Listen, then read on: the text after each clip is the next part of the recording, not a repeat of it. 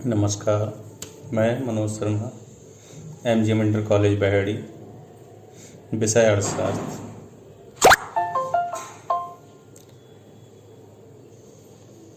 आज से पहले हमने बाजार किन किन रूपों में पाया जाता है उस पर चर्चा करी थी। आज हम उसी क्रम को आगे बढ़ाते हुए बाजार को विस्तार करने के लिए क्या क्या कारक होते हैं उन पर चर्चा करेंगे। मुख्यतः बाजार दो बातों पर निर्भर करता है: वस्तु के गुण तथा देश की आंतरिक दशाएं। किसी वस्तु के गुण उस वस्तु के बाजार को विस्तार देने में बहुत महत्वपूर्ण भूमिका निभाते हैं। इसी प्रकार एक व्यापारी जिस देश में व्यापार करता है उस देश की आंतरिक दशाएं अर्थात वहाँ की पॉलिसियाँ तथा वहाँ के शासन करने वाले शासकों के नियम बाजार के विस्तार अथवा संकुचन में महत्वपूर्ण योगदान देते हैं। वस्तुओं के गुण के आधार पर हमने निम्न प्रकार बाजार के विस्तार को समझ सकते हैं। नंबर 1, वस्तु की विस्तृत मांग। किसी भी वस्तु की मांग का ज़्यादा या कम होना उस वस्तु के गुण पर निर्भर करता है। अर्थात अगर वह वस्तु मनुष्य के लिए अत्यधिक उपयोगी है एवं प्रत्येक जनमानस के काम आने वाली है, ऐसी वस्तु का बाजार विस्तार लेता है। परंतु कोई वस्तु जो कि मनुष्य के लिए बहुत उपयोगी नहीं है या वह कुछ एक वर्ग को ही लाभ पहुंचाती है या संतुष्टि पहुंचाती है, इस प्रकार की वस्तुओं का बाजार अधिक विस्तार नहीं कर पाता है। नंबर 2 है इसमें वस्तु की पर्याप्त पूर्ति। किसी भी वस्तु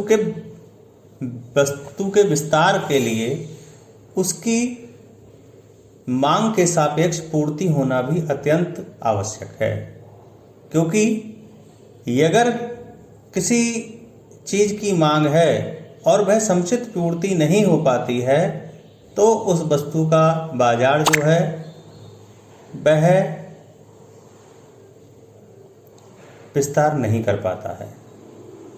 नंबर 3 है वस्तु का टिकाऊपन। टिकाऊ वस्तुओं का बाजार जो होता है वो विस्तृत होता है।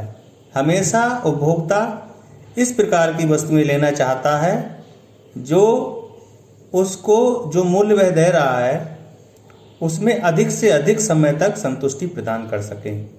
अर्थात टिकाऊ वस्तुओं का बाजार जो होता है वह अपनी व्यापकता को प्राप्त होता है। इसके बाद वहनीयता माने आने जाने की सुविधा।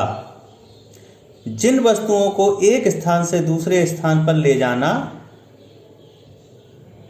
सरलता से संभव होता है, उनका ट्रांसपोर्टेशन जो है वो सुगमता से हो सकता है, ऐसी वस्तुओं का व्यापार जो होता है वो व्यापकता को प्राप्त करता है। परंतु जो वस्तुएं एक स्थान से दूसरे स्थान पर ले जाने में अत्यंत खर्चीली एवं कठिनाई युक्त होती हैं, ऐसी वस्तुओं का व्यापार व्यापक नहीं हो पाता है। जैसे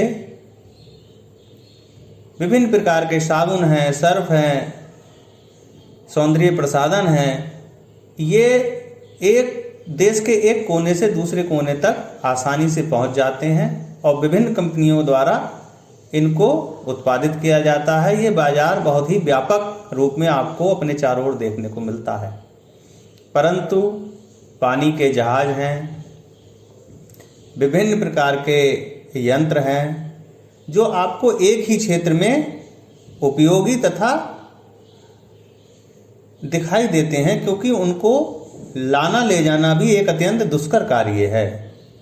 इस प्रकार हम जो चीज़ आसानी से सुगमता से एक स्थान से दूसरे स्थान पर जा सकती है, ऐसे चीज़ों का व्यापार जो होता है वो अपनी व्यापकता को प्राप्त करता है। उसके बाद है वस्तु के ग्रेड या नमूने में बांटने की सुविधा। अर्थात कोई वस्तु ऐसी है उसको हम नमूनों अथवा ग्रेड में बांट सकते हैं, उसका ब्रांड बना सकते हैं। ऐसे व्यापार जो होते हैं वो आसानी से व्यापकता को प्राप्त कर लेते हैं। अर्थात मान लीजिए कोई कंपनी है, उसका एक अमुक ब्रांड है, मान लीजिए हिंदुस्तान लीवर में जैसे व्हील है, लक्स है, तो ये एक नाम है, ब्रांड बन गया है, लोग इसको नाम से जानते हैं। तो ऐसे वस्तुओं का बाजार जो होता है वो बहुत व्यापक क्षेत्र में फैल जाता है और इसके क्रेता जो होते हैं पूरे देश में तथा अंतर्राष्ट्रीय स्तर पर भी उत्पन्न होते हैं। और विक्रेता के लिए क्या होता है, ट्रेडमार्क अगर है, उसका कोई ब्रांड का नाम है, तो वह उस नाम के आधार पर अपनी वस्तु को विज्ञापित कर सकता है, उसका प्रचार प्रसार कर सकता है। और जब किसी वस्तु का प्रचार प्रसार किया जाता है तो वह लोगों के दिमाग पर अपना असर छोड़ती है और क्रेता उसको लेने के लिए प्रेरित होता है। आप टीवी में विभिन्न प्रकार के विज्ञापन जो देखते हैं वह इसका ही एक रूप है। नंबर 6 है वस्तु का स्थापन ना होना, अर्थात सब्स्टिट्यूट।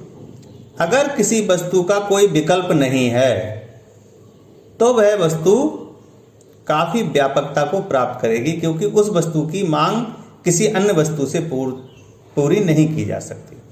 परंतु अगर उस वस्तु का विकल्प बाजार में उपलब्ध है तो वह वस्तु उपलब्धता के आधार पर, मूल्यों के आधार पर, रुचि के आधार पर उसका क्रेता जो होता है वह उसकी विकल्प वाली वस्तुओं को भी खरीदने के लिए प्रेरित हो जाता है और ऐसी वस्तुओं का बाजार जो है अत्यंत व्यापकता को नहीं प्राप्त करता। वस्तु का विशेष उपयोग एवं फैशन। कुछ वस्तुएं ऐसी होती हैं जिनका विशेष उपयोग होने लगता है, जैसे मोबाइल। आज के डेट में मोबाइल हर व्यक्ति की ज़रूरत है, तो ऐसी वस्तुओं का व्यापार जो होता है वो अत्यंत व्यापकता को प्राप्त करता है। इसी के अनुसार रुचि एवं फैशन।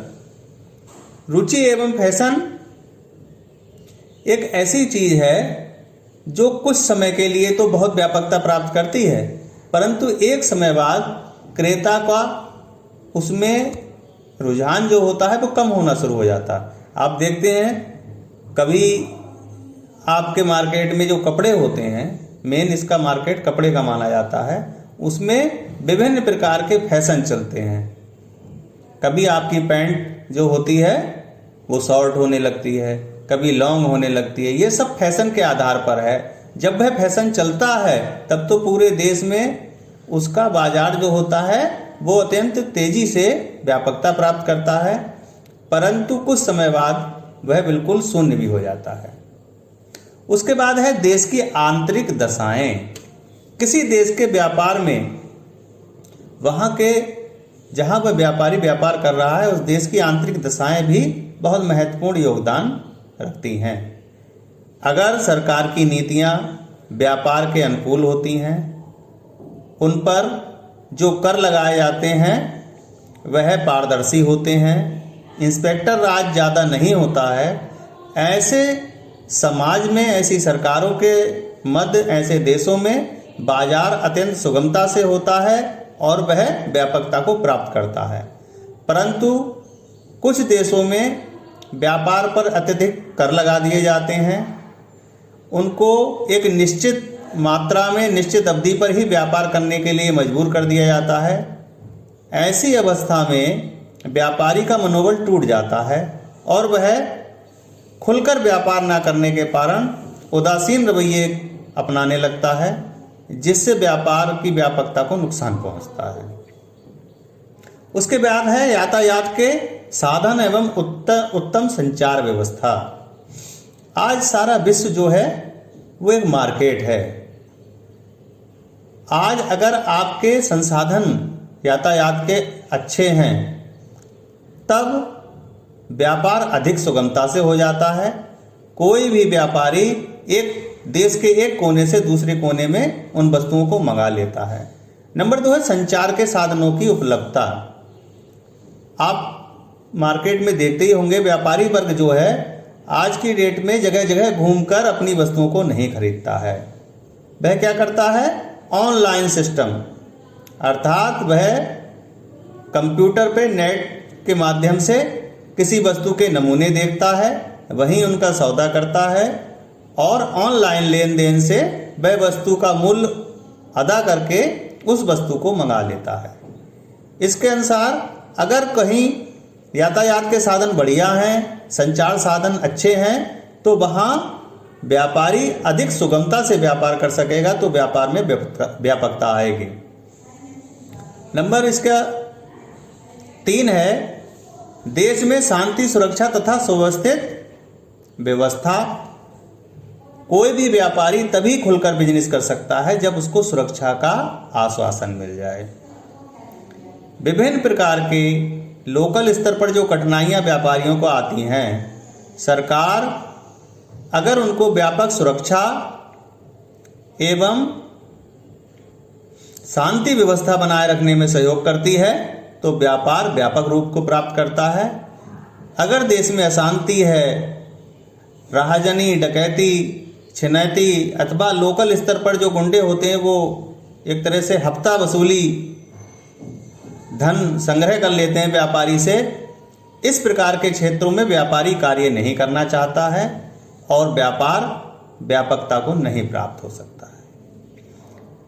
इसमें आगे है उत्पादकों व व्यापारियों में विश्वास एवं नैतिकता। किसी व्यापार के व्यापकता में यह चीज बहुत महत्वपूर्ण है कि व्यापारी अपने जो कि क्रेता है उसको विश्वास होना चाहिए। क्रेता को यह विश्वास होना चाहिए कि मेरा व्यापारी मुझसे चीटिंग नहीं कर रहा है, अर्थात मुझसे कोई भी छल नहीं कर रहा है। एवं नैतिकता से माने कि वह अपने मूल्यों पर कार्य कर रहा है। जैसे अगर वो कोई खाद्य पदार्थ दे रहा है तो क्रेता को यह विश्वास होना चाहिए कि हमारा व्यापारी किसी भी गलत चीज को हमें नहीं देगा जिससे कि हमारे स्वास्थ्य पर प्रतिकूल असर पड़ सके। इस प्रकार की अवस्थाएं भी व्यापार की व्यापकता को प्रभावित करती हैं। उसके बाद है व्यापार के आधुनिक एवं वैज्ञानिक ढंग। प्राचीन काल में हमारी आवश्यकताएं अत्यंत सीमित थीं एवं हमारी जनसंख्या भी कम थी। वहां पर हमारी पुरानी पद्धति से हम उत्पादन जो करते थे या व्यापारी जो व्यापार करते थे उससे हमारा काम चल जाता था, परंतु आज के आधुनिक युग में इस प्रकार संभव नहीं है। इसीलिए हमारे व्यापारी द्वारा व्यापार में जितनी आधुनिक एवं वैज्ञानिक ढंग से व्यापार किया जाएगा वही व्यापारी अपने व्यापार को व्यापकता प्रदान कर पाएगा, अन्यथा व्यापार घाटे का सौदा हो जाएगा। उसके बाद है सबसे महत्वपूर्ण सरकार की व्यापारिक नीतियां। सरकार व्यापारियों के लिए विशेष प्रकार नियम बनाती है। जैसे आपने अभी सुना होगा माननीय मुख्यमंत्री श्री योगी आदित्यनाथ जी ने व्यापार मेला लगाया था। उसमें विभिन्न प्रकार की कंपनियों को उत्तर प्रदेश में आमंत्रित किया और उनको जगह, संसाधन, बिजली, विभिन्न प्रकार की सुविधाओं के ऑफर दिए और कहा अगर आप यूपी में व्यापार करते हैं तो आपको विभिन्न प्रकार के हम सब्सिडी प्रदान करेंगे। इस प्रकार की नीतियां सरकारों द्वारा जब चलाई जाती हैं तो यह व्यापार को व्यापकता प्रदान करती हैं।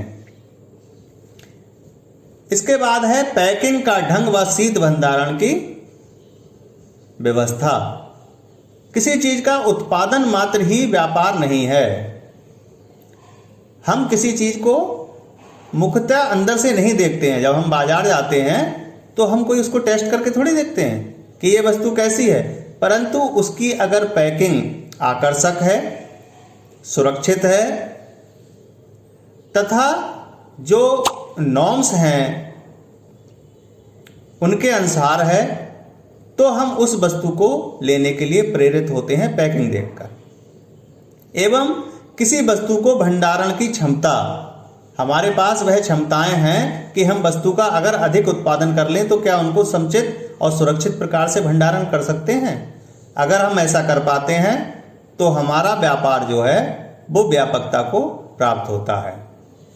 व्यापार में इन सभी वस्तुओं तथा मूल्यों को हमारे व्यापार करने का जो ढंग है वही निर्धारित करता है, क्योंकि क्रेता किसी भी वस्तु को सस्ते दर पर तो खरीदना चाहता है, परंतु वह उस वस्तु को सुरक्षित एवं टिकाऊ भी चाहता है। अतः हमें इन सब चीज़ों का व्यापार में ध्यान रखना चाहिए। बाजार में बस इतना ही। कल किसी नए टॉपिक पर चर्चा करेंगे। इसीलिए घरों में सुरक्षित रहें, स्वस्थ रहें। जय हिंद, जय भारत।